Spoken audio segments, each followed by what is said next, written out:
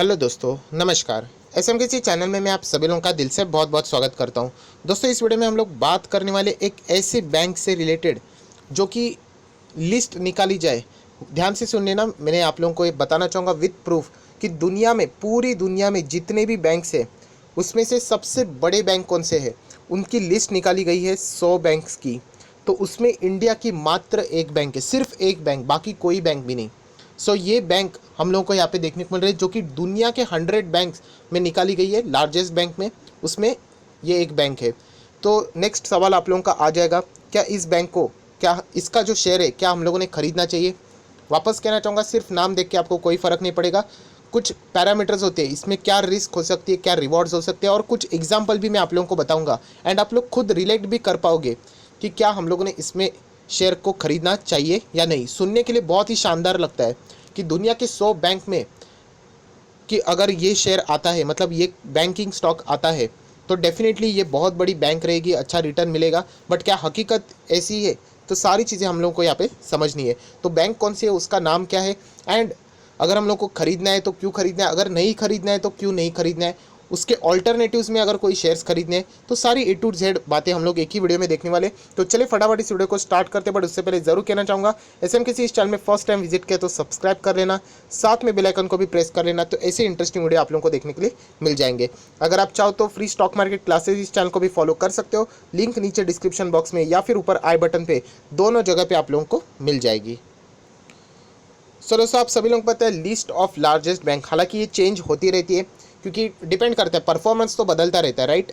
तो ऐसे ही list of largest bank की अगर हम लोग यहाँ पे बात करें बाय टोटल असेट, तो यहाँ पे आप लोग देख सकते हैं नंबर 1 पे यहाँ पे फिलहाल चल रही है चाइना की बैंक। आप लोग यहाँ पे पढ़ सकते हो, industrial and commercial bank of China, and इसका total asset US dollar billion की बात करें तो 4324.27 यहाँ पे हम लोगों को देखने को मिल रहा है। अगर नंबर 2 की भी बात करें तो वापस चाइना की ही कंस्ट्रक्शन बैंक हम लोग को देखने को मिल रही है। नंबर 3 की बात करें तो एग्रीकल्चर बैंक ऑफ चाइना है। नंबर 4 की बात करें तो बैंक ऑफ चाइना है। एंड नंबर 5 कोई बैंक है तो वो हम लोगों को जैपनीज़ बैंक यहाँ पे देखने को मिल रही है, जिसका नाम है मित्सुबिशी यूएफजे फाइनेंशियल ग्रुप, जो कि 2892.97 dollar billion, US dollar billion की बात करें हम लोग को देखने को मिल रही है। उसी के साथ साथ एचएसबीसी ब्रिटेन की ब्रांड हम लोग को देखने को मिल रही है, जेपी मॉर्गन है, बैंक ऑफ अमेरिका है।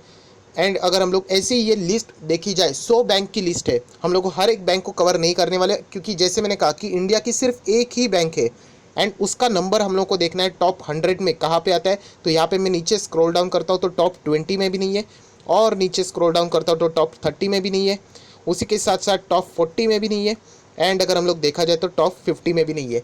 अभी हम लोग आते आते हैं जो हमारी इंडियन बैंक है वो है नंबर 55 पे, एंड उसका नाम है दोस्तों आपके सामने आ चुका है स्टेट बैंक ऑफ इंडिया, जिसका नाम है एसबीआई। यस दोस्तों, पूरे 100 बैंक की लिस्ट निकाली गई है, लार्जेस्ट बैंक असेट वाइड जो कि हम लोगों ने देख लिया। तो स्टेट बैंक ऑफ इंडिया ये एक ही इंडिया की ऐसी बैंक है जो कि हम लोगों को 100 में देखने को मिलती है। अगर मैं नीचे स्क्रॉल डाउन करूँ तो आप लोगों को एक भी इंडिया की बैंक यहाँ पे इस लिस्ट में देखने को नहीं मिलेगी। आप लोग देख सकते हैं जितने भी ये बैंक्स हैं वो सारे अलग अलग कंट्रीज़ के हम लोगों को देखने को मिल रहे हैं। दोस्तों, आप लोग देख सकते हैं ये 100 बैंक्स की अगर हम लोग बात करें तो उसमें से चाइना की 99 बैंक्स है, अमेरिका की 11 है, जापान की 8 है, फ्रांस की 6 है, उसी के साथ साथ साउथ कोरिया की बात करें तो 6 है, यूनाइटेड किंगडम की 6 है, कनाडा की 5 है, जर्मनी की 5 है, स्पेन की 5 है। बट अगर हम लोग एक एक की बात करें तो यहाँ पे इंडिया की केवल एक ही बैंक जिसका नाम है स्टेट बैंक ऑफ इंडिया हम लोग को इस टॉप 100 की लिस्ट में देखने को मिल रही है। नेक्स्ट सवाल आप लोगों का आ जाता है कि क्या इस बैंक में निवेश करना चाहिए। हालांकि आप सभी लोगों को पता है मेरा कहना क्या होता है, बट स्टिल जो लोग नए हैं उनके लिए ये तो सारी बातें नई रहने वाली है। सबसे पहले हम लोग आ जाते हैं कंपनी के चार्ट पैटर्न के ऊपर।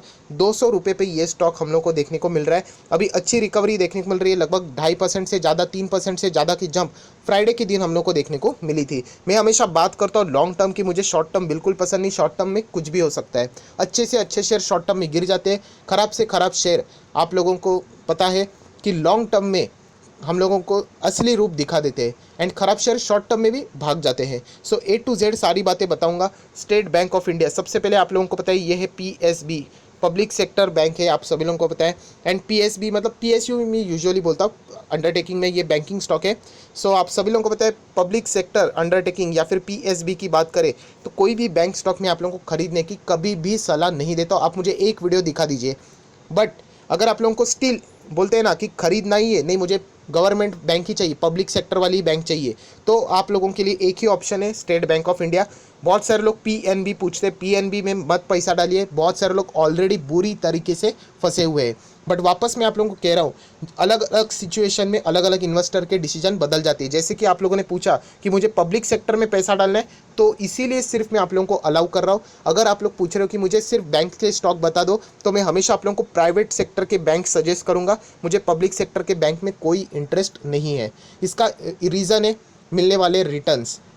यस दोस्तों, आप लोग शायद से अभी मार्केट में नए आए होंगे। जब भी आप लोग मार्केट में नए आते हो तो मुझे पता है कि पेनी स्टॉक ये सबसे ज़्यादा फेवरेट होते हैं रिटेल इन्वेस्टर के। एंड उसके बाद अगर कोई फेवरेट स्टॉक्स होते हैं वो बैंकिंग स्टॉक होते हैं, क्योंकि वो बैंक्स को क्लोजली देखते हैं, मॉनिटर करते हैं, उनके अकाउंट्स होते हैं, तो उनको लगता है कि ये बैंक बहुत ज़्यादा बड़ा हो सकता है। तो यही कहना चाहूँगा कि स्टेट बैंक ऑफ इंडिया भी बहुत सारे रिटेल निवेशकों का फेवरेट है। बट उन रिटेल निवेशकों को पूछ लेना जिन्होंने 5 साल इस बैंक में पैसा रखा है, वो आपको बता पाएंगे कि ये बैंक उनको किस टाइप के रिटर्न्स यहाँ पे दे चुकी है। मतलब शॉर्ट टर्म में ये बैंक आप देख सकते हैं 5 दिन का चार्ट पैटर्न या फिर 1 महीने का चार्ट पैटर्न हरा देखने को मिलता है, 6 महीने का चार्ट पैटर्न भी नॉर्मल है।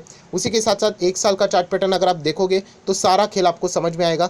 5 साल का चार्ट पैटर्न देखोगे तो वो भी लाल निशान में। एंड मैक्सिमम चार्ट पैटर्न भी अगर आप देखोगे तो क्लियर देखने को मिलता है। ये वॉलेटिलिटी देख लेना, एक ही दायरे में कितने सालों से ये बैंक चल रहा है, बहुत समय हो गया। मतलब 2014 में भी मुझे पता है कि एक रिलेटिव्स मेरे पास आए थे, तभी भी मैंने उनको यही सलाह दी थी कि एटलीस्ट मैं एसबीआई में अपना ज़्यादा पैसा डालने की कोशिश नहीं करता हूँ। आप चाहो तो कर सकते हैं, हाँ छोटा सा पैसा आप लगा सकते हो, 2% 3%, दैट्स फाइन। बट अगर आप लोग बहुत बड़ा इन्वेस्टमेंट करने जाओगे तो आप लोग बुरी तरीके से अटक के रहोगे। इससे ज़्यादा आप लोगों को एसबीआई की एफडी में ही रिटर्न मिल जाएगा, वो भी फिक्स एंड वो भी टेंशन फ्री। सो जो लोग आप लोगों को मैं बताना चाहूँगा दोस्तों, आप लोग अभी इस लेवल पे, ऐसे बहुत सारे लोग हैं इसको 350 के लेवल से भी खरीद के बैठे हुए हैं एंड कई सालों से अटके पड़े हुए हैं। सो यही कहना चाहूँगा, लॉन्ग टर्म में ये बैंक मुझे कभी भी ज़्यादा अट्रैक्टिव नहीं लगती है। आप अपना डिसीजन ले सकते हो, मैं कभी भी किसी को फोर्स नहीं करता हूँ, मैं अपना ओपिनियन आपके सामने यहाँ पे रखता हूँ। एंड यही वजह है कि आप लोगों को मैं बता चुका हूँ कि कभी भी कोई घोटाला हो जाता है या फिर कि कोई भी कंपनी अगर डूब जाती है तो आप सभी लोगों को पता है कि उस कंपनी में, डूबने वाली कंपनी ऑब्वियसली वो कर्जा लेने वाली कंपनी रहेगी। जिसके ऊपर कोई कर्जा नहीं वो डूब कैसे सकती है, कुछ ना कुछ उसमें फाइनेंशियल इश्यूज रहेंगे।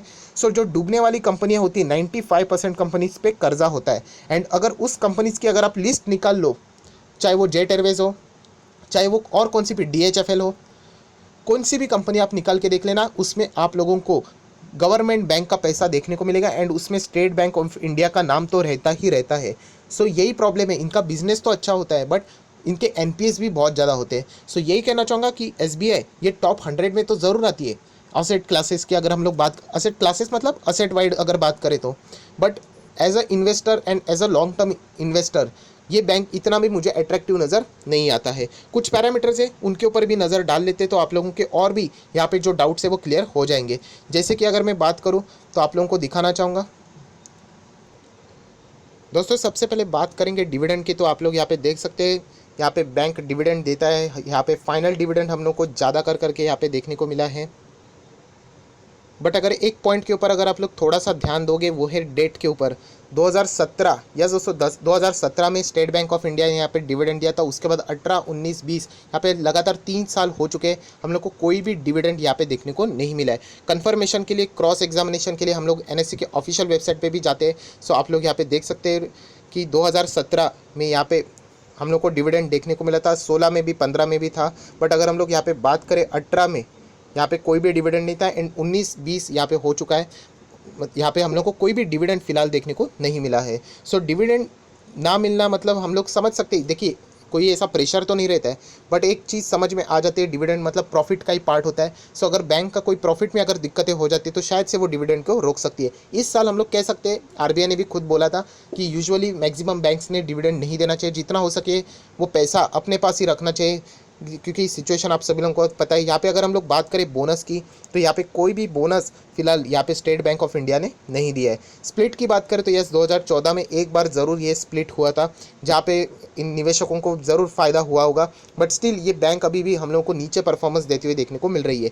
राइट्स की बात करें तो 1993 में एंड 2008 में 2 बार यहाँ पे कंपनी ने राइट्स लाए थे। सो ओवरऑल अगर हम लोग बात करें बैंक्स की, तो एज सच कोई ज़बरदस्त परफॉर्मेंस हम लोग को देखने को नहीं मिल रहा है। शेयर होल्डिंग पैटर्न की भी बात कर लेते हैं, यहाँ पे नीचे आते हैं। सो प्रमोटर के पास 56% के शेयर है।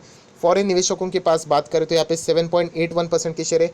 प्रमोटर ने भी हिस्सेदारी थोड़ी सी कम की है, फॉरेन निवेशकों ने भी थोड़ी सी अपनी हिस्सेदारी यहाँ पे कम ज़रूर की है। आप लोग डेट देख सकते हो मार्च एंड 20 की मैं यहाँ पे बात करो, मतलब मंथली वाइज ये सारी, क्वार्टरली वाइज ये सारी बातें हम लोग को देखने को मिल रही है। टोटल डीआईएस की भी बात करें तो आप लोग यहाँ पे देख सकते हैं 26% 27% के आसपास डीआईएस देखने को मिल रहे हैं। फाइनेंशियल इंस्टीट्यूशंस की बात करें, इंश्योरेंस की बात करें, म्यूचुअल फंड की बात करें, तो उन्होंने भी इस बैंक में यहाँ पे निवेश ज़रूर किया हुआ है, जो कि आपके सामने है। सो ओवरऑल अगर हम लोग यहाँ पे बात करें कंपैरिजन, तो आप सभी लोग पता है एसबीआई मतलब बैंक है, तो बैंकिंग स्टॉक की कंपैरिजन बैंकिंग के साथ ही होगी। सो ये कोई बताने की ज़रूरत नहीं है। बट ओवरऑल अगर मैं बात करूँ स्टेट बैंक ऑफ इंडिया की, तो as such long term investment के लिए, मेरे बात ध्यान से सुन लेना, रिटेल निवेशकों को ये बात समझ में नहीं आती, छोटे निवेशक, कि मैं बात करता हूँ वे लॉन्ग टर्म इन्वेस्टमेंट की। जैसे मैं बात करता हूँ लॉन्ग टर्म इन्वेस्टमेंट की, मतलब मैं बात कर रहा हूँ मिनिमम 2 से 3 साल तो रहना ही चाहिए, मिनिमम यूज़ किया। सो ये इतना अट्रैक्टिव नज़र नहीं आता है। एंड ये हिस्ट्री में भी आप लोग देख सकते हो 2014 से भी बहुत सारे लोग यहाँ पे अटके पड़े हुए हैं, जो कि हायर लेवल पे बाय करके बैठे हुए हैं। तो मैं ज़रूर बताऊंगा आखिर में क्या करना है, बाय होल्ड सेल क्या करना है।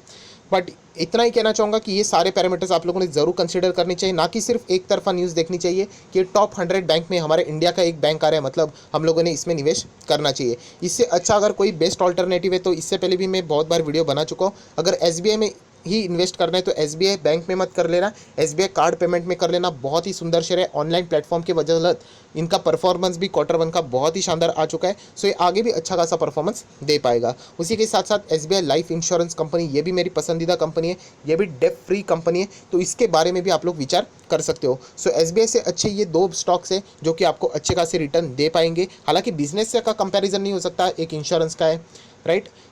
बट बताने का मकसद ये है कि एसबीआई में ज़्यादा रिटर्न्स नहीं मिलेंगे, एंड ये जो लोग अटके पड़े हैं उनको ही ये एक्सपीरियंस हो रहा है। सो ओवरऑल यही कहना चाहूँगा कि बहुत सारे लोग ध्यान से सुन लेना कि अगर जिन्होंने ऑलरेडी यहाँ पे शेयर में निवेश किया है, उनको एक ही सलाह है, होल्ड। यस, लॉस में नहीं निकलना चाहिए।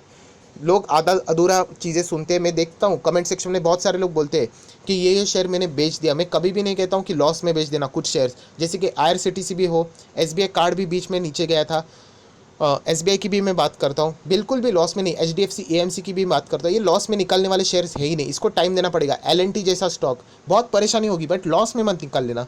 सो ये आप लोगों को अभी होल्ड करना ही पड़ेगा।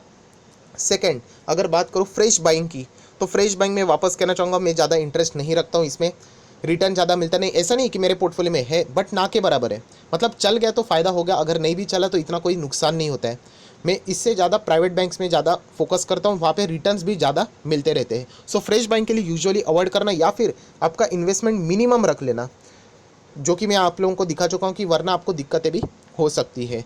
एंड अगर एवरेज की भी बात करूँ तो यूजुअली यही कहना चाहूँगा कि आप लोग ज़्यादा टाइम यहाँ पे चिपक के रह सकते हो, मतलब नुकसान हो सकता है। बहुत सारे लोग यही करते कि एवरेज एवरेज एवरेज करते जाते, जहाँ पे क्योंकि इसमें जंप आप लोगों को सडनली देखने को नहीं मिलती है, प्रेशर देखने को मिलता है। सो ऐसे इसमें एवरेज करना भी आप लोग बुरी तरीके से फंस सकते हो। इससे अच्छा वो पैसा अगर आप लोग किसी और बैंक्स में लगा दोगे, या फिर एसबीआई कार्ड या फिर एसबीआई लाइफ में लगा दोगे, तो आप लोगों को अच्छा खासा रिटर्न मिलने के चांसेस बढ़ जाते हैं। हालांकि मैं वापस कह रहा हूँ, ये मेरा ओपिनियन है, आप लोग इसको डिनाई कर सकते हैं, आप अपना ओपिनियन खूब ड्राफ्ट कर सकते हो। बट सिर्फ ये वीडियो इसीलिए मैंने बनाया कि आप लोगों को बताने के लिए टॉप 100 में, क्योंकि ये न्यूज़ चैनल के ऊपर भी बड़ा बड़ा दिखाया जा रहा था कि 100 में हमारा भारत का एकमेव बैंक आता है, वो है state bank of India. So retail निवेशक बिना सोचे समझे निवेश कर देते हैं, तो उनके सामने ये सारी चीज़ें ओपनली मैंने रख दी है। सो फाइनल डिसीजन आप ही के ऊपर है दोस्तों। और अगर आप लोगों को चाहिए तो मैं एक इसके ऊपर भी वीडियो बना दूंगा कि फॉरेन इन्वेस्टर का फेवरेट बैंक कौन सा है, फॉरेन इन्वेस्टर का फेवरेट बैंक क्या, फेवरेट स्टॉक भी कौन सा है, इसके ऊपर भी एक वीडियो में ज़रूर बनाऊंगा, तो आप लोगों को समझ में आ जाएगा।